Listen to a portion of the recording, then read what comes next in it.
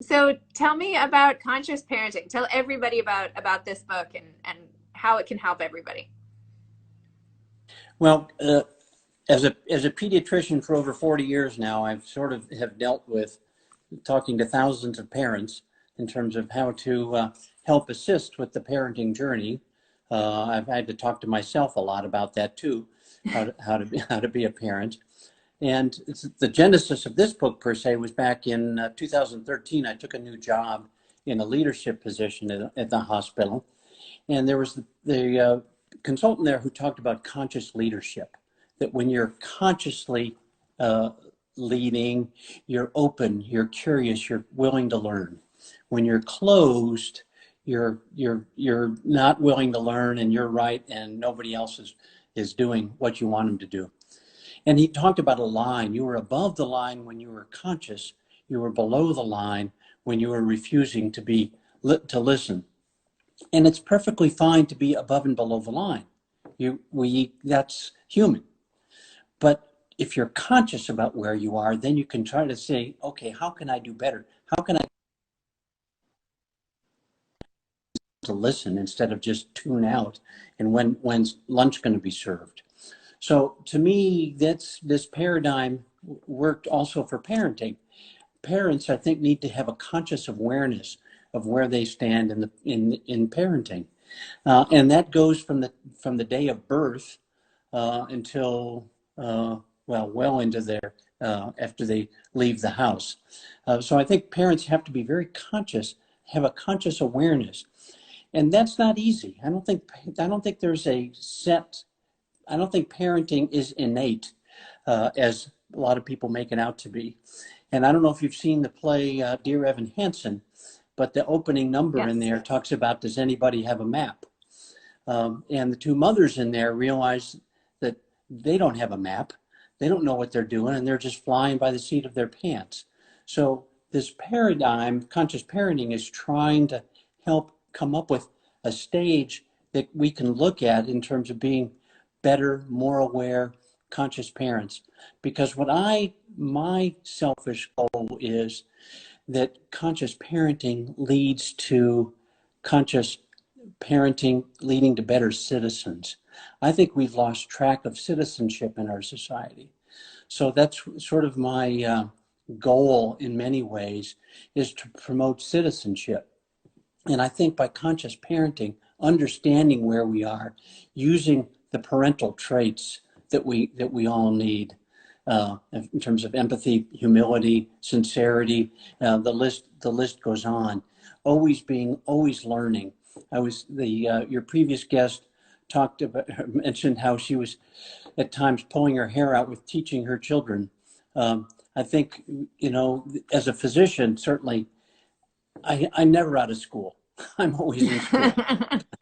And so that's part of this whole process then was, in terms of coming up with the book, was how can I take what I think makes sense and try to set out a paradigm for parents going through it. And one of the major things in the book is, one of the chapters I talk about, I have specific examples from dealing with a baby with colic, from dealing with a child, a 1 year old that's throwing food on the floor, and and everything that goes on into the teen years. I mean, one easy example is that 1 year old is throwing food on the floor.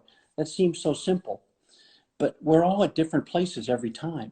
You might be at the end of the day. You might be very frazzled. Your husband might have said something that upset you. Your other child saying something, and a simple "oh, that's okay" response might not be what comes out of you. So long as you're conscious about it, you might not then and understand where you need to go from then on in terms of your interactions can be very helpful, I think. So that was a But what long-winded if, answer.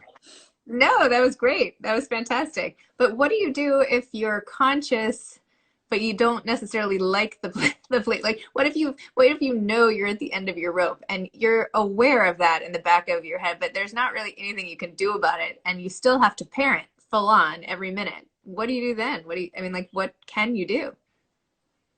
Well, I mean, I think you have to go forward with the best you can at the time. The whole point is, I think, is parenting is such a learning experience.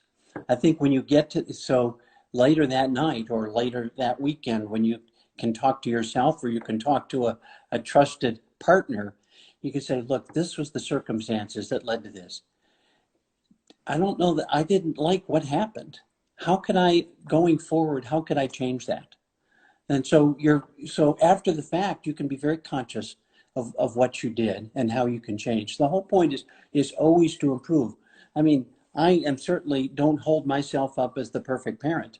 I have made many boo-boos along the way, and I'm sure I will continue to. But I'd like to think that I can, in retrospect, make that, oh my gosh, what could I have done better at the time? I use the example in the book of a mother picks up her child for school, goes by the drive-thru, and a couple miles down the road, the child says, "Mom, I spilled the drink." Well, your initial reaction is, "I told you not to do that. I told you to keep that, not to be very careful." What you really need to do is to pause, assess, and then choose. And that's that's the parental awareness threshold that I talk about in terms of conscious parenting. You still might be right. The child might have done something wrong.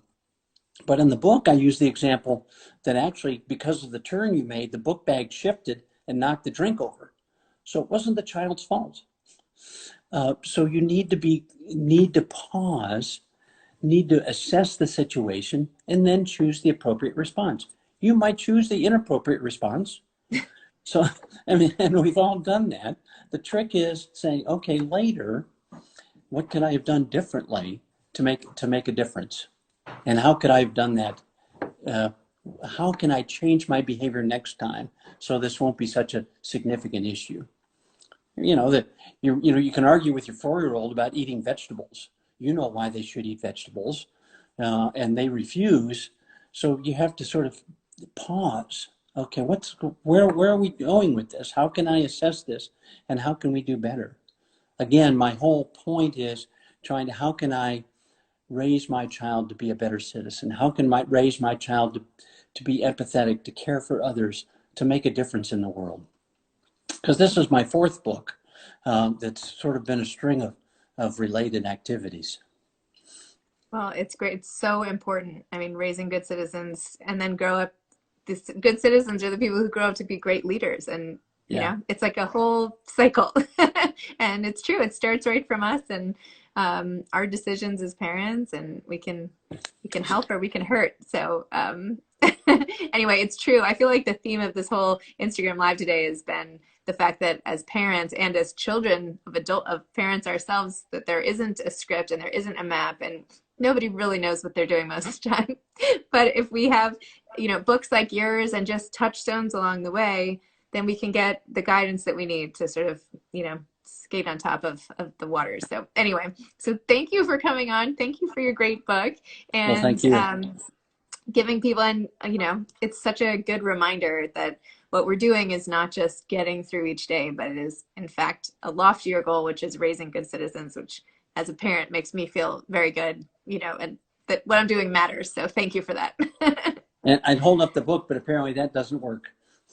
You can Oh no. hold it up, Oh, even though it's you can see it? backwards. Yeah. Conscious Okay. parenting. Okay. Yes. Okay. Very good. Well, thank you so much. And now I feel really badly that I've been calling you Bob in my emails. I should be calling you Dr. Saul. I'm like totally mortified. But anyway, thanks for coming on. Thank you. Thank Thank you. you. Okay.